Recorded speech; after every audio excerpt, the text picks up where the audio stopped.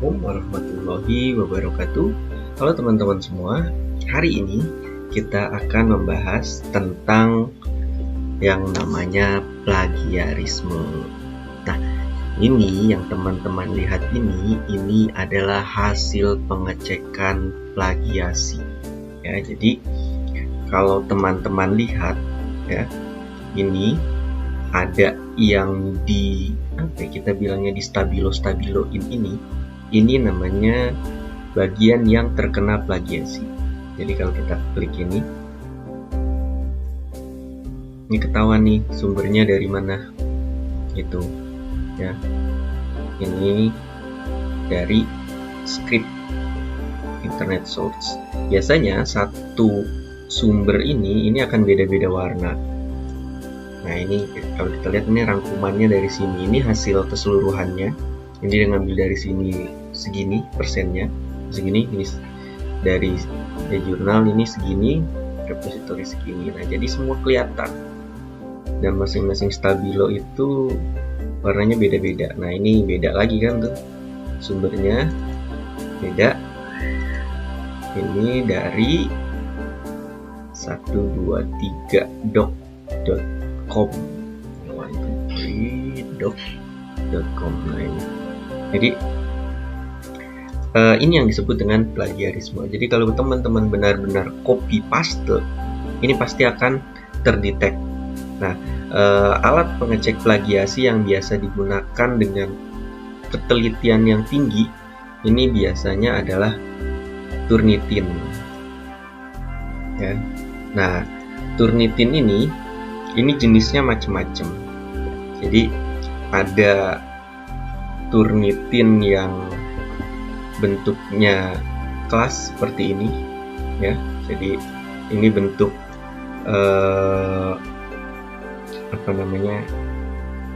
tempat untuk mengecek. Jadi kalau mau ngecek itu kita klik di sini ya. Nah, dia bisa 3 kali ngecek dalam satu hari, satu blok ini ya, satu blok ini nih. Ini bisa berlakunya itu. Nah, di sini ada berapa nih? Ada 11 blok yang bisa digunakan untuk mengecek plagiasi seperti itu. Nah, ini yang biasa umum. Tapi ada juga Turnitin yang biasanya dimiliki oleh kampus. Nah, ini kampus saya ya, dan ini Turnitinnya. Nah, bentuknya seperti ini. Jadi kalau ditanya apakah nanti skripsi juga dicek Turnitin, ya kemungkinan akan seperti itu. Ini ada skripsi ya. Jadi nanti akan diturnitin seperti itu. Nah, kalau yang ini itu hasilnya seperti ini, hampir mirip sama ya. Terdeteksi plagiasi itu akan di stabilo, lalu dikasih lihat berapa total keseluruhannya sama detail-detailnya berapa. Nah, ini kelihatan semuanya. Makanya agar tidak benar-benar nanti skripsi kita dicek plagiasi atau semua tugas lah, misalnya makalah juga dicek plagiasi ternyata, dan kita nggak ketakutan ya, ini sudah harus kita biasakan untuk mental kita tuh kalau membuat tulisan ilmiah tuh tidak asal copy paste. Nah, makanya kemarin kan kita juga sudah belajar tentang kutipan langsung dan tidak langsung. Karena kalau kutipan langsung ya, jadi kalau misalnya terlihat seperti ini, nah kalau memang dia kutipan seharusnya ada yang namanya sitasi. Nah, kayak gini misalnya, ini dia ada sitasinya gitu. Tapi seharusnya ya sitasinya ini ya kan ditulisnya sesuai dengan ini gitu, penulis ini. Tapi ternyata di sini dia bukan dari situ, dia memang benar-benar ngambil langsung gitu. Nah, ini kan berarti copy paste bukan mengutip. Makanya ini juga hati-hati, jangan asal copy paste mentang-mentang di copy paste dan itu ada sitasinya kita anggap itu aman, ternyata enggak. Ini kelihatan sama kayak ini kelihatannya ada sitasinya tapi ternyata dia langsung ambil ya. Jadi bukan seperti itu. tetap kita harus tahu seandainya ngambilnya dari sini, ya ini yang ditulis sumbernya. Waktu itu kemarin kita sudah membahasnya ya, cara membuatnya seperti apa. Makanya jangan lagi ada apa namanya ya, tiba-tiba terdeteksi plagiasi. Nah, apalagi ini yang paling biasanya umum digunakan ya, Turnitin yang biasa digunakan baik untuk penerbit ya maupun untuk kampus. Nah, makanya hati-hati. Jadi kalau mengecek juga biasanya ada jasanya. Biasanya sekali mengecek itu bayar 20.000 atau 15.000 lah ya. Ya sebenarnya kita bayar itu ya numpang minta dicekin apakah dia orang yang memang kerja kayak di sini nih di kampus, terus dia cekin satu naskah gitu ya. Atau juga misalnya dia kayak saya nih punya gitu ya, terus minta dicekin nanti berapa biayanya kayak gitu biasanya. Nah, cuma ini tidak dikomersialkan ya, karena ini aset ya, ini aset perusahaan, ini aset kampus, jadi tidak untuk diperjualbelikan. Nah, terus gimana caranya? Ya, caranya adalah kita gunakan saja yang gratis-gratis. Ada dua tempat yang bisa teman-teman gunakan secara gratis. Yang pertama ada Duplichecker ya, ini alamatnya. Kemudian yang kedua adalah ini Small SEO Tools ini ya. Jadi ini linknya, jadi silahkan diperhatikan, atau mungkin kalau mau catat ya silahkan dicatat ya. Nah, ini gratis. Cuma karena dia gratis ya, jadi ini akan banyak iklan, ribet lah pokoknya tampilannya ya, nggak sesederhana tadi. Kemudian juga ada limitnya, dia cuma limit sampai 1000 kata ya, baik SEO maupun yang di Duplichecker. Ini sama semuanya 1000 kata. Nah, makanya kalau yang mau menggunakan gratisan seperti ini, kita harus sabar, masukkan satu-satu. Nah, sekarang kita akan praktik mengecek plagiasi dari tugas yang sudah kita buat. Nah, di sini saya mau ambil contoh tugas yang ada ya. Saya cari-cari, saya cuma dapat di sini ada makalah. Nah, dalam mengecek plagiasi juga itu tidak semuanya. Kita harus ingat bahwa komponen karya tulis ilmiah itu dibagi menjadi 3, ada bagian awal, bagian inti, dan bagian penutup. Bagian awal itu mulai dari cover, kata pengantar, daftar isi, daftar tabel, dan segala macam ya, yang biasanya ditandai dengan Romawi kecil. Ingat, itu bagian awal. Kemudian ada bagian inti, ini adalah bagian isinya ya, dari pendahuluan sampai konklusi, sampai penutup ya. Atau kalau makalah itu dari bab 1 sampai bab 3, kalau skripsi itu bab 1 sampai bab 5 ya penutup, tergantung, ada yang bab 5, ada yang bab 6, tergantung gitu ya. Sedangkan bagian akhirnya ini adalah bagian daftar pustaka dan lampiran. Nah, yang dicek untuk plagiasi itu adalah bagian intinya saja. Ingat, bagian intinya saja yang dicek. Maka kalau mau ambil sumbernya dari ini, teman-teman bebas ya, mau ambil dari karya tulis ilmiah baik dalam bentuk artikel maupun makalah, itu yang diambil adalah bagian intinya saja. Nah, karena tadi gratis, sekarang kita satu-satu dulu deh. Bab 1 dulu misalnya. Ini bab 1 kita ambil. Kita copy bab 1-nya. Oh, ini bab 1.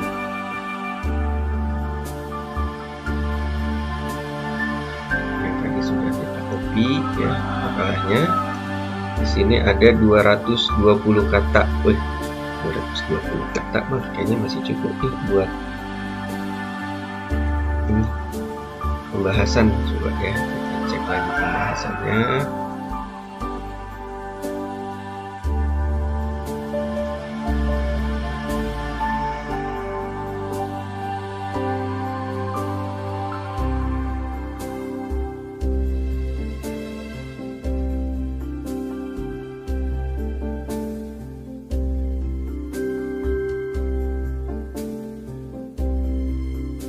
Oke, ini udah kita paste. Nah, ini ada 915. Oke, kemudian ini jangan lupa dicentang. Kemudian kita cek plagiarismenya. Kita tunggu prosesnya. Gak lama, gak apa-apa ya.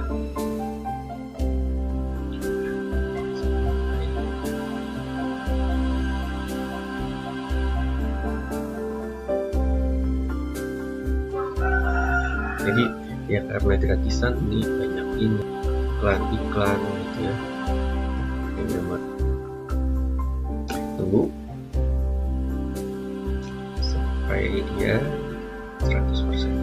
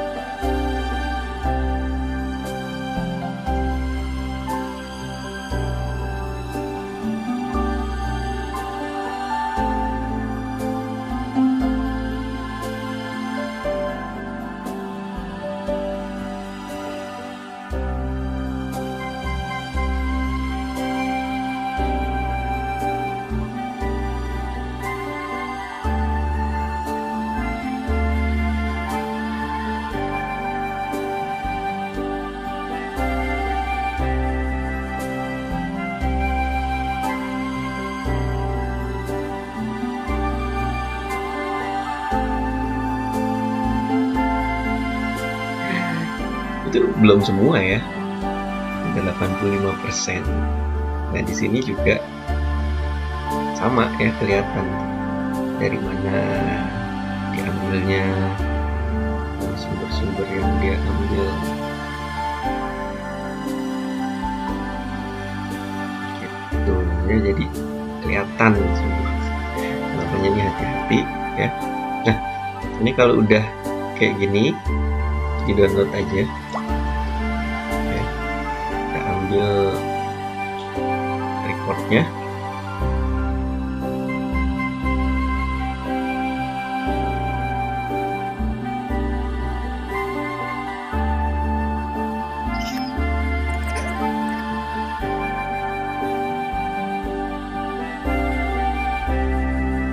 Ya, dan ini dia hasilnya ya. Bagian mana saja yang terindikasi plagiat itu kelihatan tuh, yang ada apa namanya highlightnya ya, merah-merah. Nah, ini sumber-sumbernya dari mana saja, berapa persennya ya. Jadi ini pentingnya kenapa kita harus belajar kutipan tidak langsung, juga teknik menulis kutipan, karena akan ketahuan gitu. Kalaupun dia ngutip tapi ternyata itu adalah ngambil dari sini gitu misalnya, ya kan kelihatan bahwa ternyata itu bukan kutipan kamu, tapi kamu cuma copy paste kayak gitu ya. Nah, jadi ini hasilnya. Nanti silahkan teman-teman buat seperti ini, lanjutkan sampai selesai ya. Ini masih tinggi banget, 85%, apalagi nanti kalau ditambah dengan yang karena tadi ada 3.000-an ya, berarti kan sekitar ada 4 file ya, jadi 1000 kita cek, akhirnya sisanya kita atur 700 juga nggak apa-apa, berarti kan ada 4 file.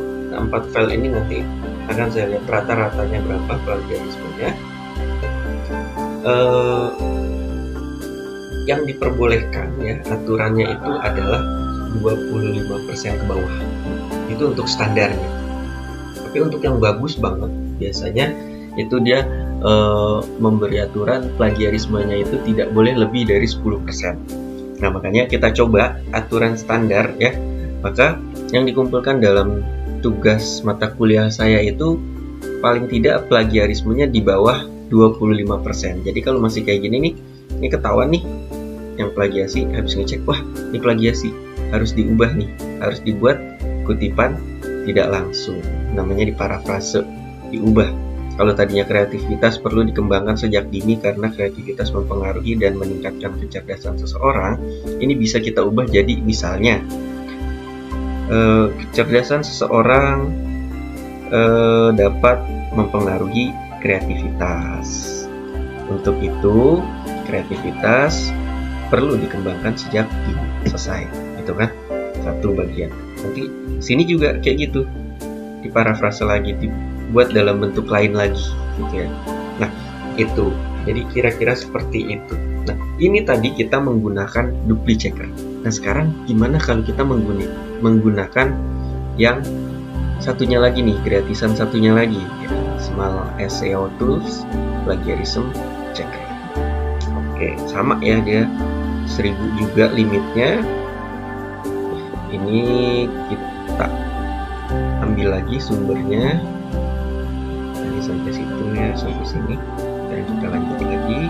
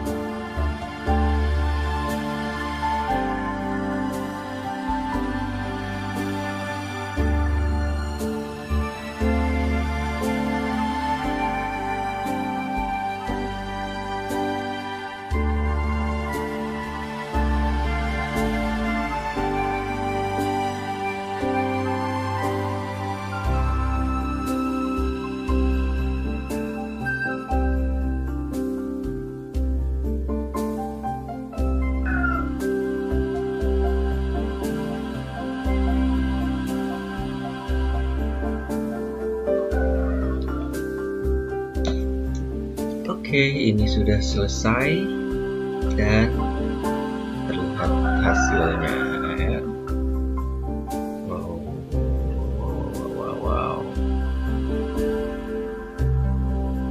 Berapa ini? Plagiarismenya 64%, yang punya cuma 30%. 95% ngambil dari sini. Jadi ketika teman-teman nge-search di Google terus dapat bab 2 kajian teori dan isinya sama seperti penelitian teman-teman, itu jangan seneng ya. Justru itu musibah ya. Karena berarti banyak yang memakai. Nah, ini ya, jadi kalau dia beda dengan dupli checker tadi ya, dia lebih diberikan garis bawah warna merah. Nah, ini ya, tadi saya bilang ini kelihatannya kayak citasi, ada citasinya, tapi ternyata citasinya ya plek gitu, ngambil. Nah, ini nggak boleh ya. Oke. Nah, sama seperti tadi, kita ambil reportnya ya.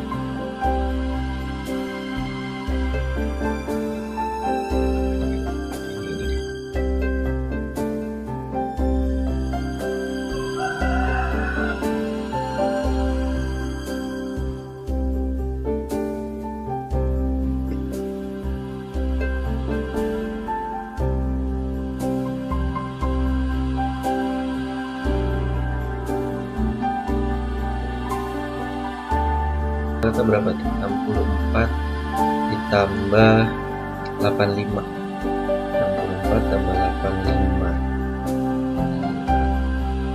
ya 149 nih. Ya 150, berarti plagiasinya sekitar 75%. Wow. Apakah lulus dari kuliah saya? Oh, tentu tidak. Jadi yang kayak gini nih ya, jadi perlu diperbaiki ya, reportnya dari ya. Nah, ini adalah hasil dari Small SEO Tools. Nanti 2 itu tadi ya, Asin itu kalau mau ngumpulin tugas ini dilampirkan juga, dijadiin satu aja, di join file bisa. Nah ya, yang kayak gini ya, yang terdeteksi plagiasi harap untuk di parafrase, dibuat jadi kutipan tidak langsung supaya gak akan plagiasi kayak gitu. Oke, semoga kita semua terhindar dari plagiasi. Semangat, pokoknya hindari kebiasaan memplagiasi, hindari kebiasaan copy paste. Lebih baik teman-teman menjadi diri teman-teman sendiri ya. Mohon maaf bila ada kesalahan. Terima kasih sudah mengikuti materi kali ini. Assalamualaikum warahmatullahi wabarakatuh.